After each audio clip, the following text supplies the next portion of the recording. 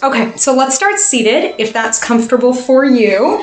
Of course, we can always sit on a chair or on the floor against the wall or with any other kind of propping. It's not important that we sit, it's important that we can breathe and feel comfortable.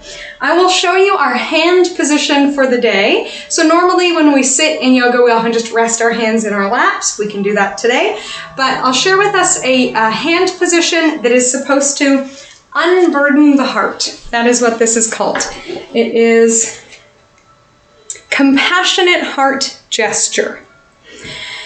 It channels the flow of energy to our hearts for unconditional love and compassionate communication with ourselves and others. It is supposed to be a mix of the earth environment, of the earth element and the ether or space element. So this goes along with sometimes after the holidays, maybe we feel like sort of airheaded or flustered. It can be very grounding. And because the winter season can be really heavy, this sort of thing might make us feel light. So we take our first finger inside our thumb and then the other fingers together. So like we're kind of making a flower with our hands, but the first finger tucks inside. And then you can rest it in your lap. I'll show you one more time in case you missed it, okay? First finger comes in, and then thumb and our remaining fingers can touch. If it's really cramped, the closest approximation you can do is good. All right, let's sit with our hands in this position, unburdening our hearts, compassionate to ourselves and others.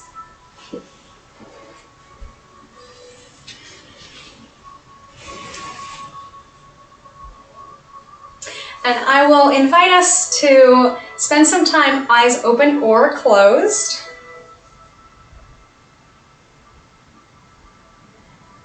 And we can just hold this hand position. And we may like to repeat our affirmation for this evening. I treat myself with compassion.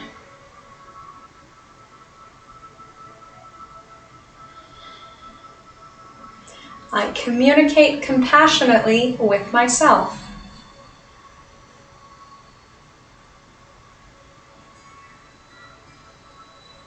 I treat others with compassion.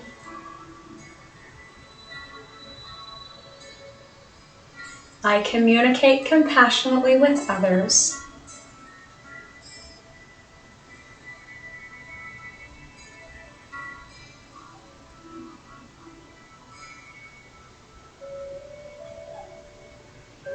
Search all the world for someone more deserving of compassion than yourself, and you will find no one.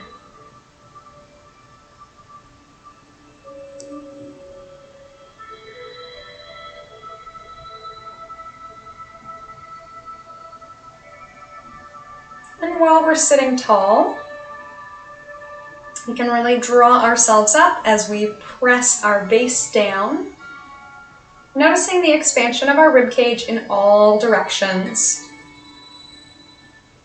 The ribs pressing out into our arms and underarms, chest lifting forward, maybe movements of the collarbones and shoulders.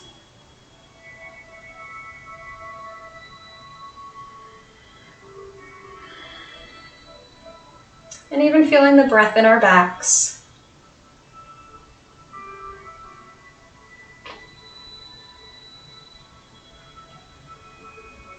Option for an ujjayi breath here. So this is where we gently tighten the muscles of the throat. Neck is relaxed, but we tighten the muscles of the throat just enough to hear it in our ears.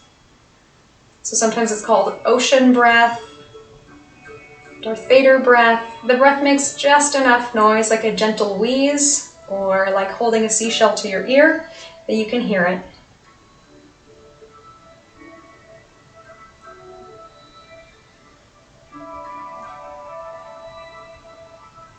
Option to add on what we call heart-focused breathing. Imagine that we're breathing into the heart space, the center of the chest, not necessarily our literal heart, but our energetic heart, just behind the breastbone.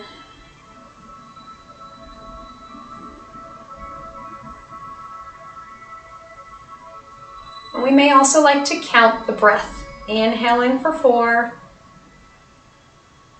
and exhaling for 4.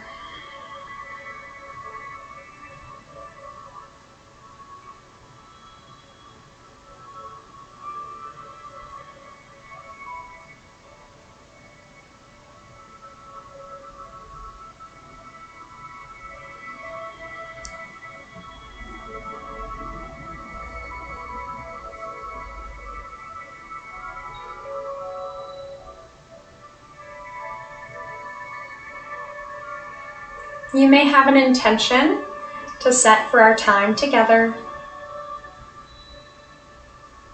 You're repeating it to yourself here.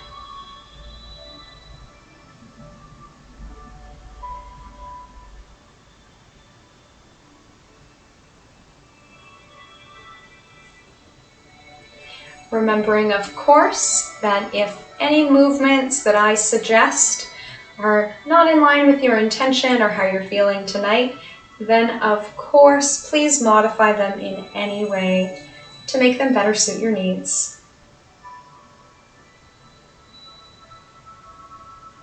We can release this hand position, and let's do a little hand massage. So the thumb and first finger of one hand can massage the space between the thumb and first finger of the other hand.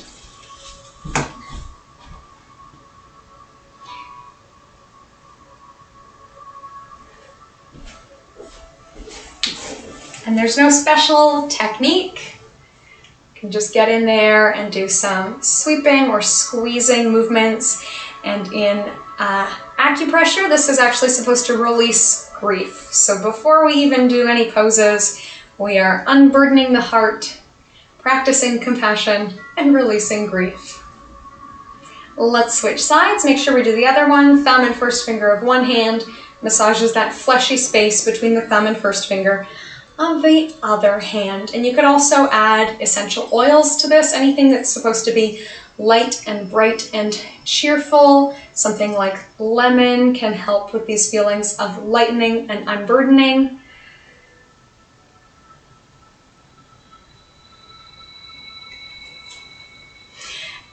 And let's let that go. Whether we are seated in a chair or on the floor, let's bring some movement into the body.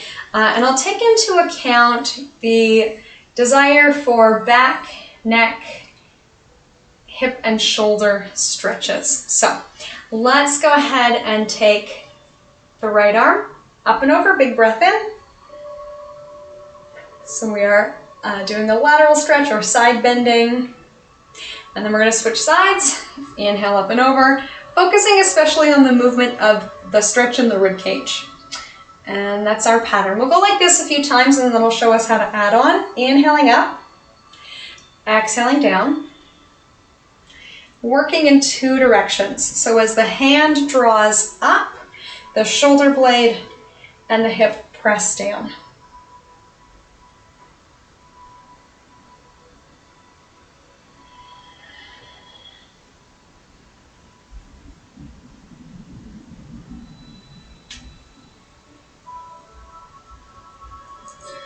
And we'll go ahead and add on. So I'm taking right hand up and over, and then the hand can come to the top of the head and stretch the opposite side of the neck.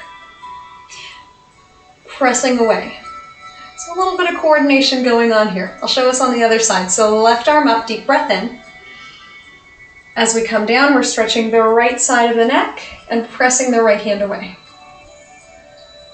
And if we go backwards, it's okay. It's not an injury risk. It's just a nice way to flow it. You could flow it backwards as well. Stretching up. One side of the neck we press away. And the other.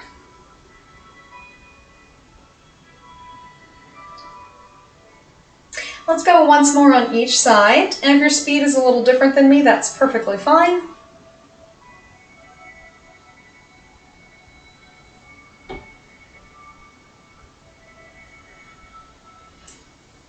Whenever you are done, we can drop chin to chest, and let's do some gentle neck rolls side to side. So there is often a little bit of concern with this kind of movement because in the old 20-minute workout videos, there were some very vigorous neck rolls that were being done. We are not mixing cardio and mobility. A gentle drop to the chest, our posture stays tall, just bringing chin to chest, and then a gentle range of motion, ear to shoulder one side, and ear to shoulder the other side. So as we go through, we're working with this feeling of mobility and fluidity. Rolling side to side. Maybe moving more slowly through really sticky spots.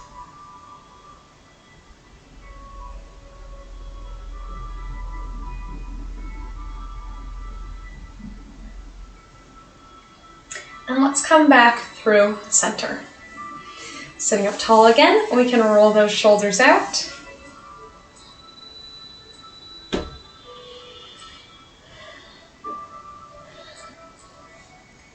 And let's get some work going twisting. So we'll take hands to heart to begin, and we'll draw one elbow back at a time. You may like to inhale center and exhale as we draw the elbow back. Or you may find that if just breathing fluidly as you move is a bit more comfortable, that's okay. It adds a little bit more strength to exhale as we pull back. Maybe we're getting a little bit of like a lawnmower starting sensation. Might feel better doing a little more aggressively. I'll leave that up to you. And we can turn the head with it, but I would say if we are turning our head, even if we're not turning our heads, sitting tall, let's pull the nose back just a bit. So with our hands at heart center, we should pull back so we can see our fingers without having to really look down very far. So my hands are at heart center, I'm looking forward and I'm pulling my nose back just enough that I can sort of see my fingers in my downward peripheral vision. And if I move just my eyeballs and not my head, I can definitely see my fingers. So sometimes we get that awkward head forward position, in which case I cannot see my fingers. Pull the head back so the neck is neutral, and then we can turn the head more safely, more effectively. Let's make it a bigger movement. We can inhale, the arms reach up, and exhale, we turn and twist. So definitely important with this range of motion to pull the nose back so that we get the most effective movement for the neck.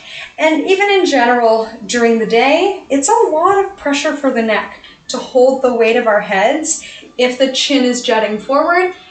A lot of people have a timer set on their phone every 15 minutes to remind themselves to pull the chin back. Someone once said to me, you know, like a close talker is coming towards you, that sort of pulling back feeling that you get. Okay, we'll go once more each way. If you remember which side you started on, let's see if we can finish on the opposite side.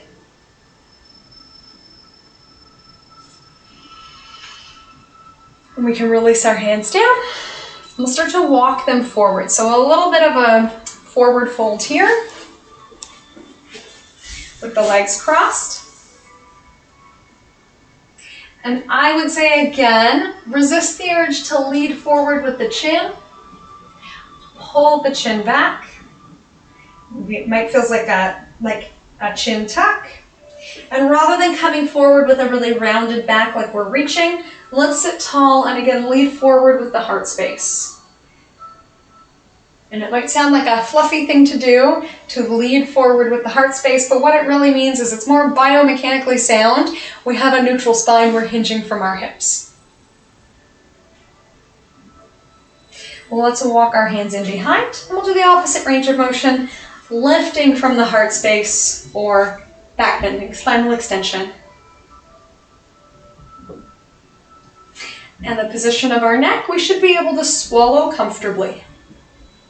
If we're jutting the chin forward, again, we can pull it back in line. We just don't want to be like a Pez candy dispenser with the head popping off backwards.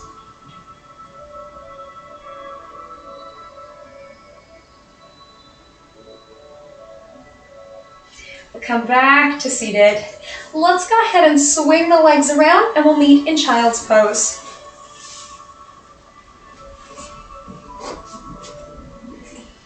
Swing we might take the knees actually quite wide, especially if you've just eaten a big meal. This one could be more comfortable. We leave space for our bellies.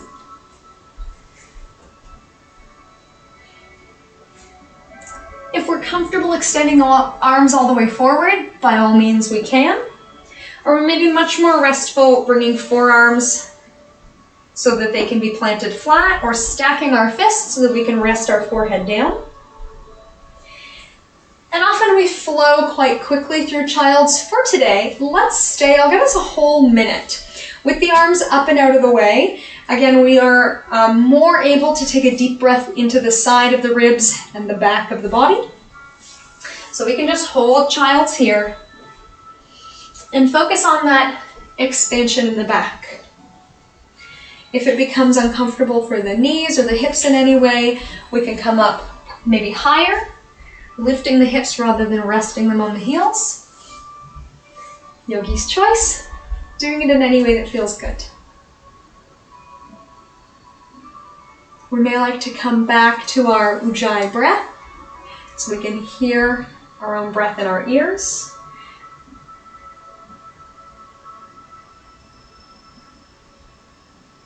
We may like to imagine breathing into the heart space, or again counting our breath.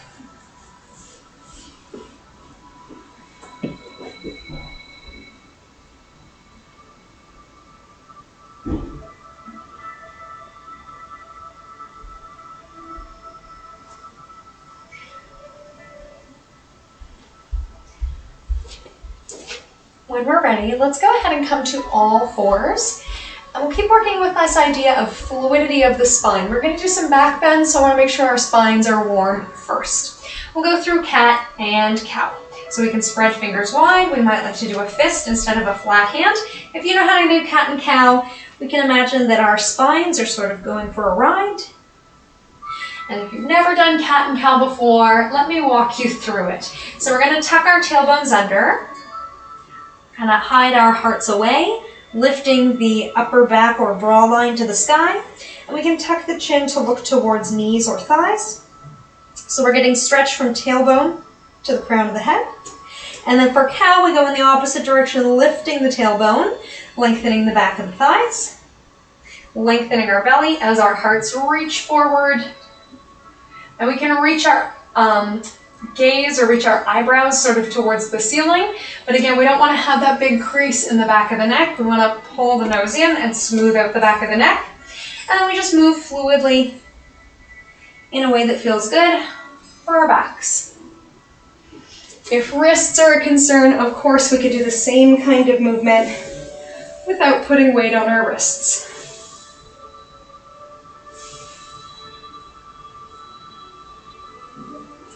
Option for a side cat here. We can turn the head and look behind us and coming back through center the other way. So we're sort of wagging head and tail to the same side and then coming through neutral in the center. Wagging our tail, looking towards it, and then coming through neutral in the center.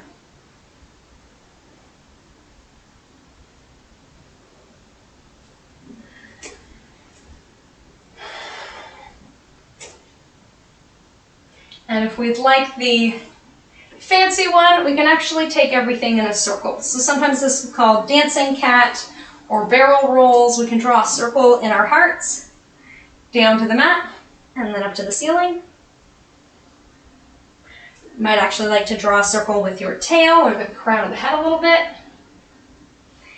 And if it's a lot of coordination, let's just move fluidly in a way that works for our spine. So if you're going one direction, let's switch directions.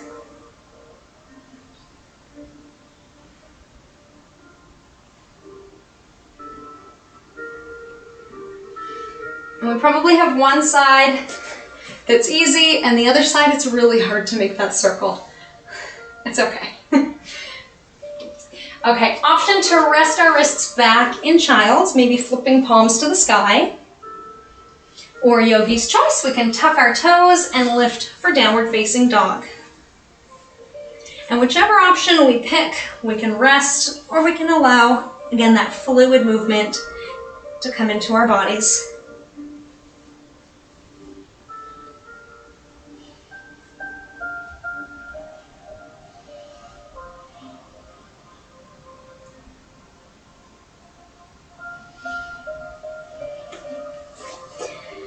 from either downward dog or child's pose, we're going to step our right foot in between our hands. Might take more than one step, but let's make sure that we get that right foot far enough forward that if we slide forward into a lunge, our heel is still underneath our knee.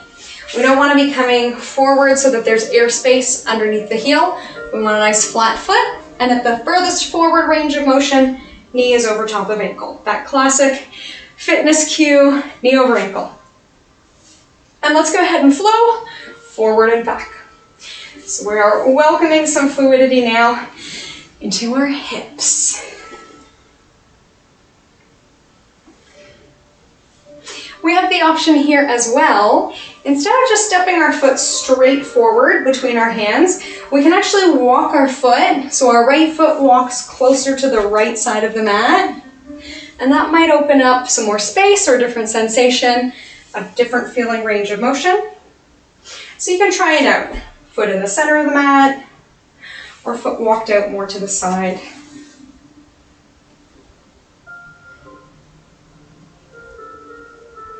Listening to our hips and our lower body, treating ourselves with compassion. For more core and balance, we can bring hands to heart.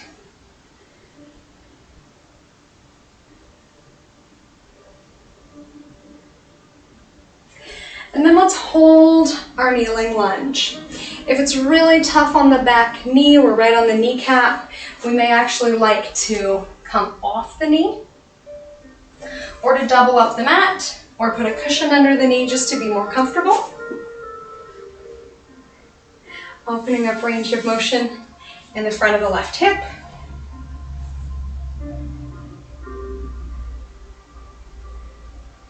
Let's firmly press into that front foot, and we'll switch to the other side. So we can undo our mat, moving back into child's or downward facing dog again, and we're ready to switch sides. Taking the left foot forward towards the top of the mat, and we can take it straight through between our hands. Nice big step. We might have to pick our foot up and move it forward a little bit or readjust. And let's try it out. So we're shifting front and back. We can use our thigh for support. And depending on balance as well, I mean, we could be using the wall or a chair, something sturdy. I know some people like to do this one with the hand on the floor for added balance support. And we can be walking the foot over, left foot closer to the left side of the mat. Again, to be more comfortable in the hips, allow for a different range of movement. And really, let's let our bodies be our guide. So we can listen compassionately, noticing any sensations that come up, and then respond compassionately as well. So if we're noticing, oh, I'm getting this like stabbing pain in my knee, the compassionate response would not be just push through. It's also not very beneficial for our bodies. So if we're noticing that, of course, we can put a cushion under the knee, we can double the mat. I'm lucky I have a really thick carpet. You might be on your ceramic floor in your kitchen or an unfinished basement. That's really hard on the knee. And it might be some other tension in the body or something else that's going on. Respond compassionately. Hopefully feeling more fluid, let's come forward and hold our kneeling lunge. We can spread our front toes out to help with the balance. We can bring hands to heart or thigh, maybe even the floor. The floor does help support us. I find that range of motion just really uncomfortable, but by all means, of course, you can take one or both hands down.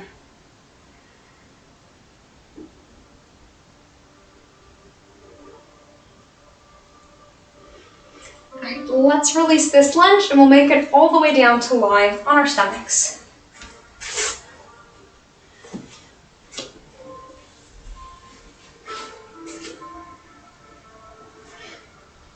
We'll begin in Sphinx Pose. So we'll be doing a few poses that stretch the front line of the body or that are a back bend. And if you spend a lot of time in that forward flexion, slouching, or often this happens if you've been sick lately and spending a lot of time sleeping in a rounded position, It might be a lot to ask the body to bend in the opposite direction, so please do feel free to come out of the pose, to do a cat pose or a cat and cow flow to make your body happy. But if we feel okay, we can stay here in Sphinx, so we are propped up on our forearms. For more back bend, we can bring our elbows closer to our bodies. For less back bend, we can walk our elbows further away. And depending on who you are and your body, this may be a ton of back bend, and you want to actually walk the elbows out and again, maybe even rest the forehead on the fists stacked. And the thing with our yin poses is that we hold them for a minute, maybe up to 5 minutes. So unlike some of our flowing yoga classes where you think, oh, I really don't like this pose, or this is uncomfortable, and it's over in 15 seconds, we're here for a while. So let's find a way to make this work. Maybe the back, the front of the knees isn't very happy. We could tuck our toes, or we could even bend the legs and hold them in a bent position. We have the option to bend one knee out to the side. Sometimes that makes it more comfortable.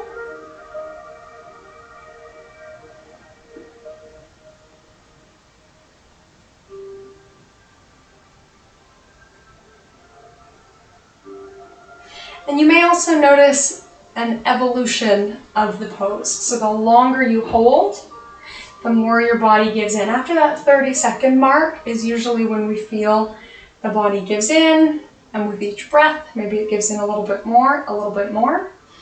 That process doesn't always happen. Sometimes we might feel more locked or stuck. Very common. As we hold, things give in. We could switch legs if you were bending just one.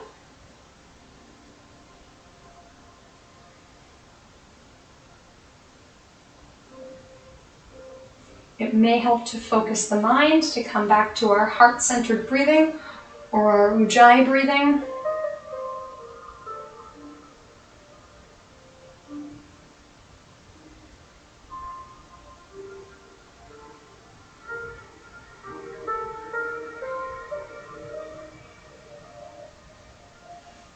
And let's release. And we'll take a moment to notice how our backs are feeling. So everyone's back is different. If we rest our forehead on the back of our hands, you may feel that lying flat is perfect. You may like some movement, bending the knees and windshield wiping the legs or shaking the hips off side to side. You may also feel that you'd like to press up again and move into a cat-cow pose. That might be really nice. And we'll keep going through a couple more of these chest opening poses. So when we're ready, we're going to take our hands, and this one can be sometimes a little tricky. We'll do the easier version first. And when I say easy, I mean the coordination of the pose is usually a little bit easier to get into. It's a fairly intense stretch. So from lying on our stomachs, and I'm going to come towards you so it's a little bit easier to see. We're going to stick one arm out to a T position. So my hand has come up just about to shoulder height. My opposite hand is going to help push me to roll to my side until such point as I feel a stretch in the front of my shoulder, underarm, chest area.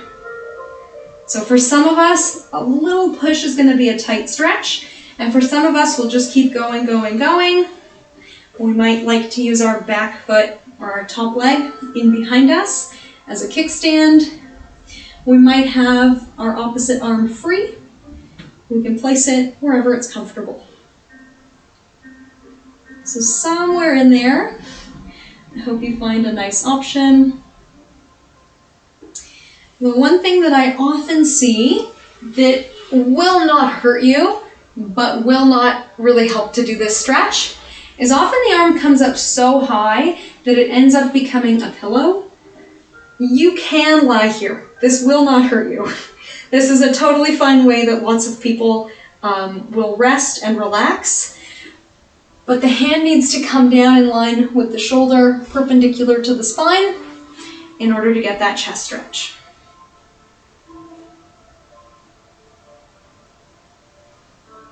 And I cannot stress this enough, this is a deep stretch and a long time to hold it. So I'll give us quite a while here. Let's really practice this skill of listening to our bodies, listening compassionately, and responding compassionately. If you start to feel a shooting pain, stabbing pain, sharp pain, your shoulders saying, please stop, of course we can please stop. You may like to still have the arm out in that range of motion to feel that you are taking part, to give you something to do, or we could again bring it in somewhere more comfortable to rest it.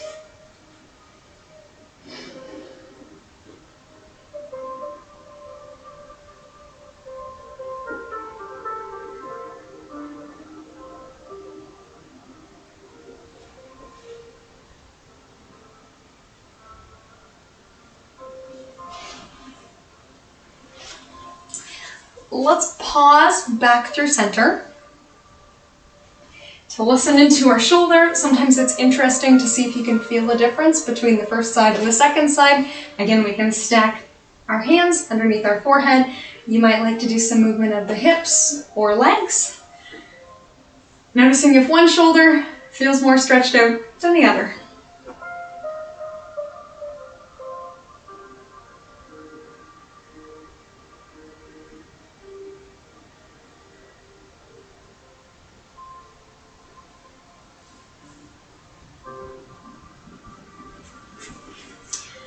And we're ready for the other side. So let's make sure we have enough space to move into.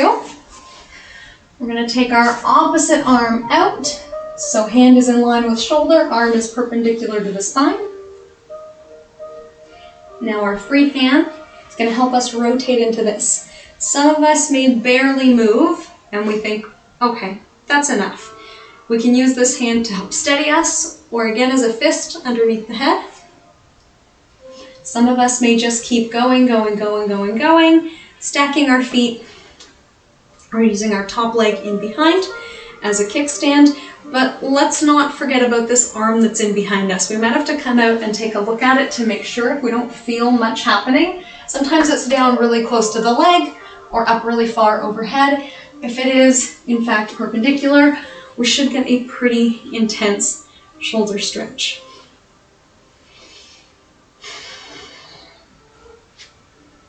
And let's find a way that we can be here, that we can be still here. Let's have our minds land somewhere. We can count our breath.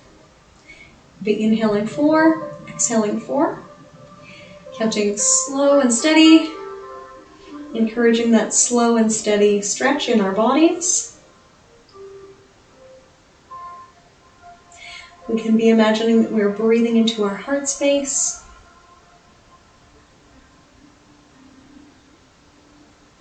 And of course we can be doing our Ujjayi breath, creating that ocean sound.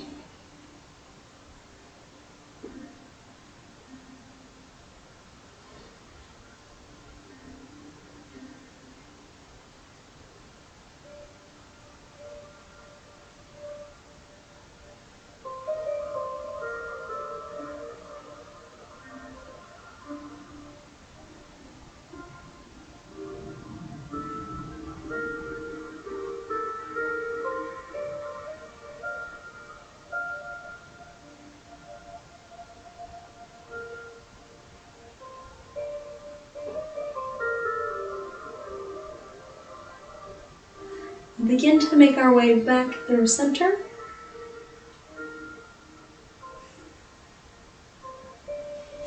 Here's our option for what I find to be the trickier one.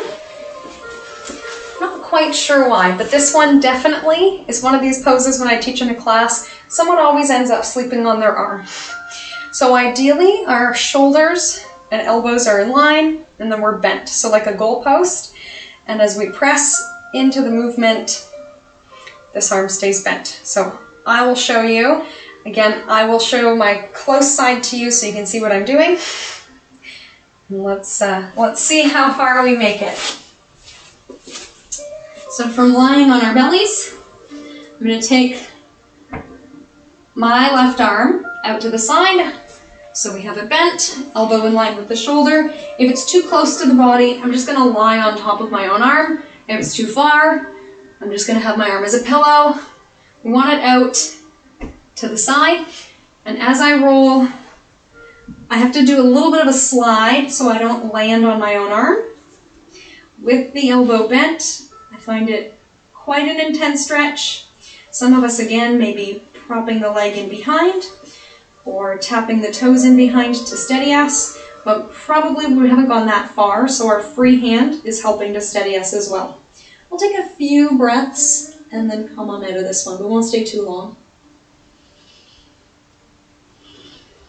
Again, let's find a way to be with the tension. So if we're feeling really tight in the shoulder, the hip, anywhere else, we can breathe through it, encourage it to loosen up and melt. Knowing that, of course, if it feels like it is not beneficial right now, we can come out of the pose.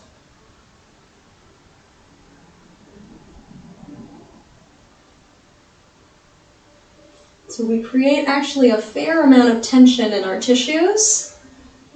And if we're patient, if the body feels safe, if the mind feels safe, it starts to loosen up. If we have emotional tension, it's hard for the physical tension of the shoulder to loosen. So let's find a way to feel okay about it. We're going to switch sides. Okay, opposite arm, elbow in line with the shoulder, elbow bent at 90. As I go to roll, I have to shift my arm away from myself so I don't roll on top of it. I might have to come out, reposition, double check. Now I have my free hand to hold me. My legs can be bent or straight. Again, you may like to kickstand or tap the toe in behind. This side may feel very different than the first side, right? If you have a dominant hand, it's going to feel really different. If you use your computer mouse always with the right hand, if you drive a manual vehicle, switching gears always with the right hand, it's going to feel really different. So let's find a way that we can be okay with that. That might mean coming a little bit further out of the pose and resetting. Might mean breathing. It might be again focusing on your intention, or maybe our mantra, I am compassionate.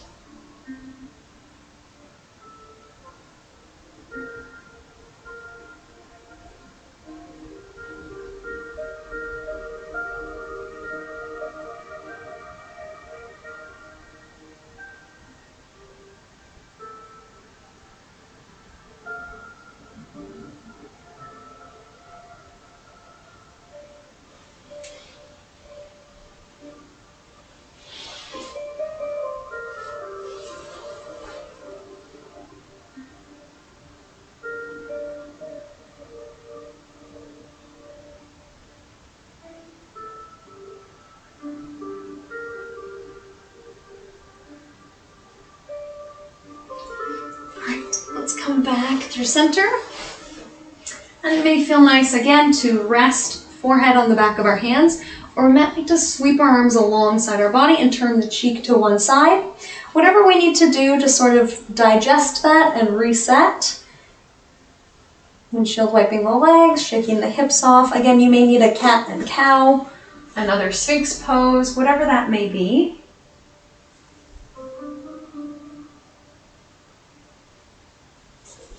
And we have one more here. So whenever you're ready, I'll let you know that we're going to move into a variation of pigeon. So we've done a little bit of work to loosen up our hips, but not too much, so it might be tighter than usual or tighter than you would be at the end of a flowing yoga class. So you might not go into your deepest range of motion. I'll show you two ways to do it, and then you can pick. So our fairly typical upright pigeon is to bring, so for my right leg, right knee towards right wrist and turn the leg out on an angle. Slide the back leg back. Take a seat. And then we can either stay upright or ease ourselves forward. So earlier I said you might like a pillow or a cushion. We could put it underneath ourselves here. For lots of us, this is going to be a huge reach, or you may feel that something's going to snap if you go there. So we have the option of doing the same range of motion, that same external rotation of the hip and knee bend. We can do it seated, or probably the more favorite or accessible variation is to do it on the back. So again, we can take ankle over thigh. We could be very passive here, just leave it, or we can draw the leg in for a deeper stretch sensation. If we draw the leg in, we can have some movement. If you're in that upright variation with your body weight on top of your leg, I would say probably no movement. Stillness is better. And let's find a way we can be with the pose. Seeking out those spots that feel good, anywhere that we're feeling pain, tweak it out, make little movements, adjust so we can really melt into it. And that may mean coming out of the pose or doing a variation that I haven't offered that you've seen before and you know and love. It's all good. So comfort is the name of the game here. We do create some tension because we're stretching, we're pulling on our tissues, we're loosening things up. But a comfortable tension, right? We're looking for that comfort edge.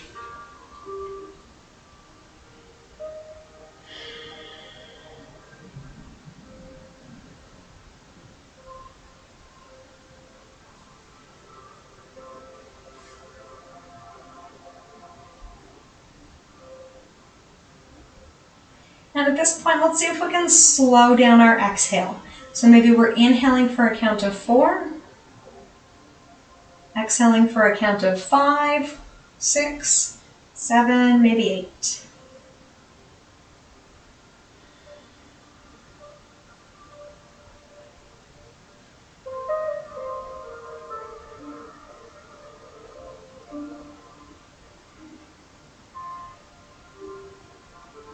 And the easy part is switching from lying on our backs. We simply switch legs. And we can draw in, or we can leave it out. A bit of a more involved process to switch sides if we're upright. So we have to use a little bit of upper body strength to get our leg out of the way. And then from either downward dog or all fours, left knee to left elbow, put it out on an angle, and ease our way in to a comfortable position.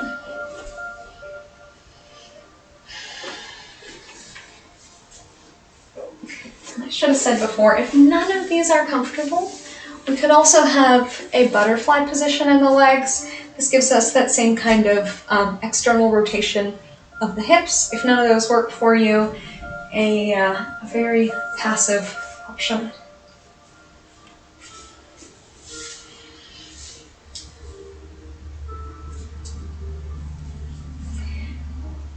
And I'll let you know that we are going to meet lying on our back. So if you are already on your back, you're exactly where you need to be.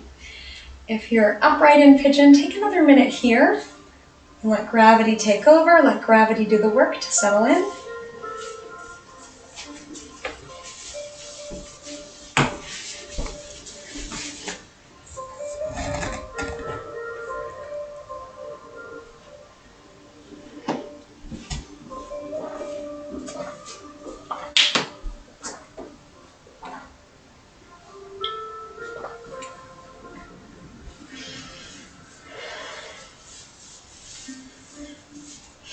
And we will be making our way towards relaxation. So when you feel like the right and left leg match, let's meet lying on our backs.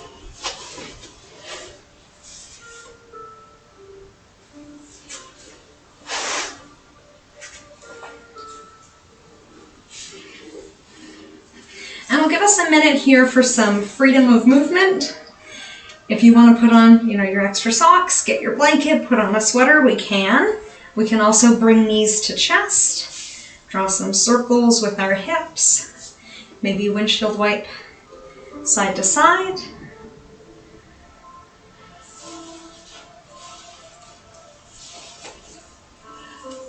And no rush to get there, but we will make our way into our final relaxation.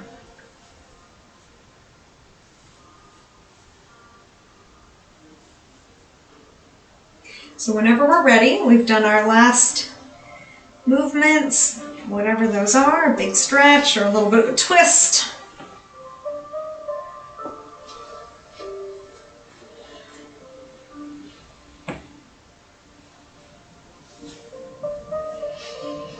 And we finally make our way into stillness.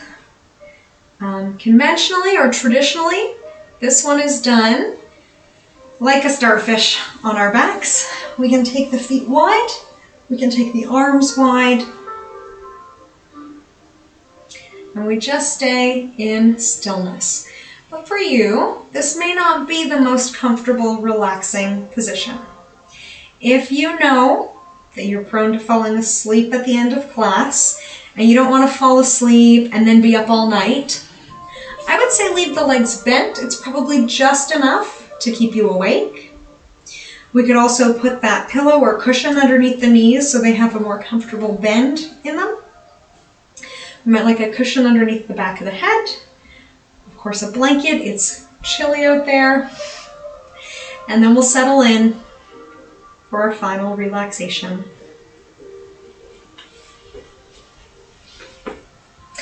I will stay seated.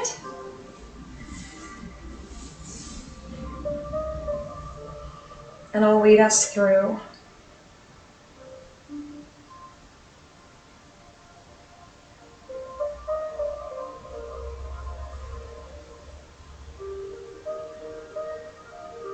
So let's come to our breath.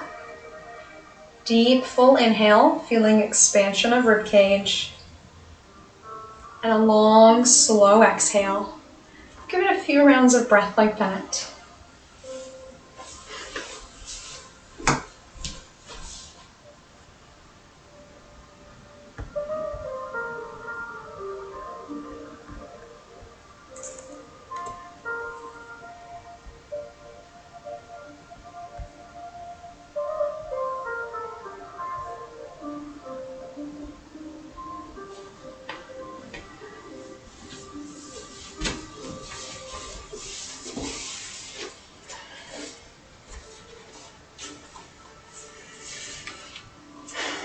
And traditionally at the beginning of a yoga nidra, we set an intention. So you can use a New Year's resolution or some other kind of intention that you have for yourself. But here's what's special about yoga nidra. We state it in a present tense I statement that is somehow positive or affirmative. So if your resolve is to give up drinking coffee, you can say something to yourself like, I'm just not that interested in coffee, or lemon water is my favorite beverage. If you are looking to eat more vegetables this year, rather than saying I don't eat junk food, your resolve would be I make healthy choices for myself. We started this at the very beginning. Rather than saying I don't beat myself up, we chose to say I speak to myself with compassion. I listen to myself with compassion. So you may like to repeat even that statement as your resolve. But let's choose a positive or affirmative, meaning that it gives us something to do rather than something not to do. I like to choose movement. That'd be one for anybody who's looking to exercise more this year. Whatever that resolve or intention is, we'll find it now. And if you can't think of anything, we can say, I communicate compassionately. Whatever statement you come up with, let's repeat it to ourselves 3 times, picturing it coming true in as much detail as possible, as though we already have it, and this sets the blueprint.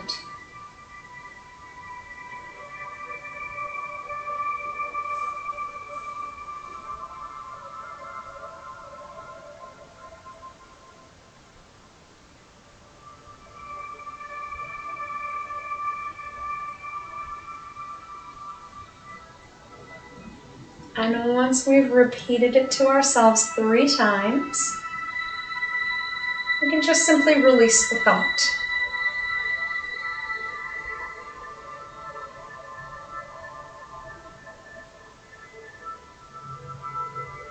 And I'll take us on a little trip around the body. So we call this a rotation of consciousness.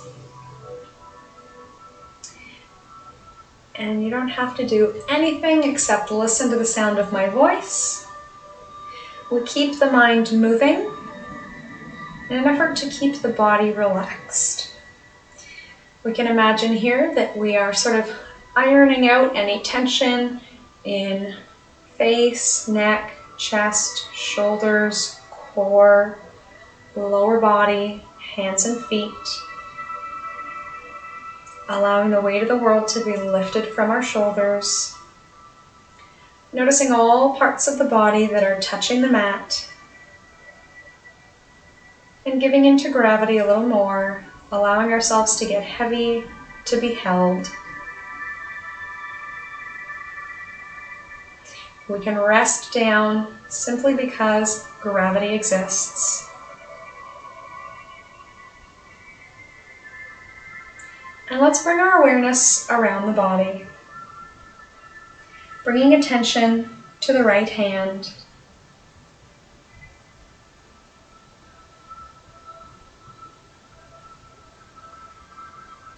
The tip of each finger.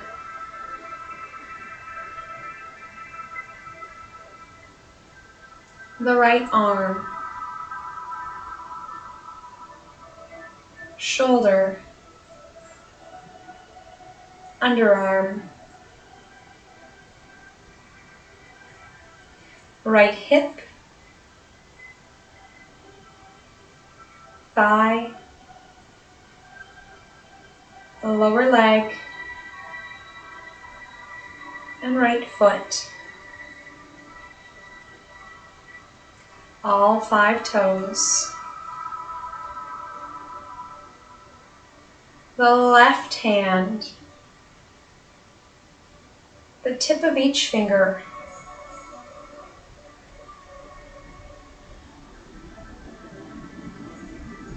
The left arm. Shoulder. Underarm.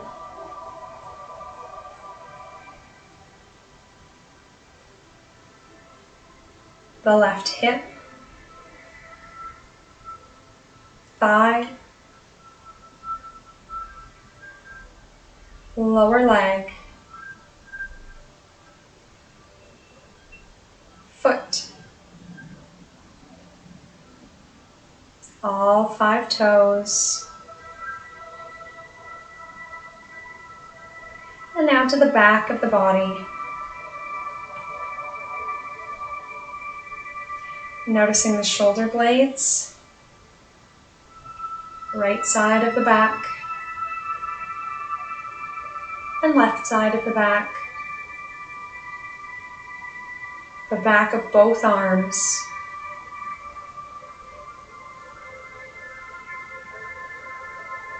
Noticing all parts of the back of the lower body, the weight pressing down.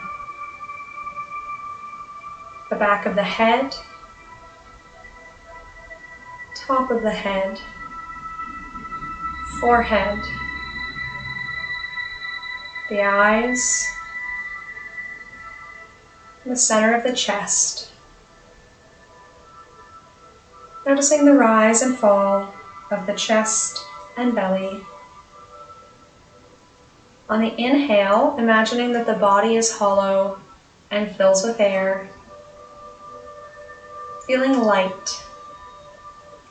And on the exhale, noticing the body getting heavier, pressing into the mat beneath you. Feeling heavy. Inhaling light. Exhaling heavy, continuing with this pattern.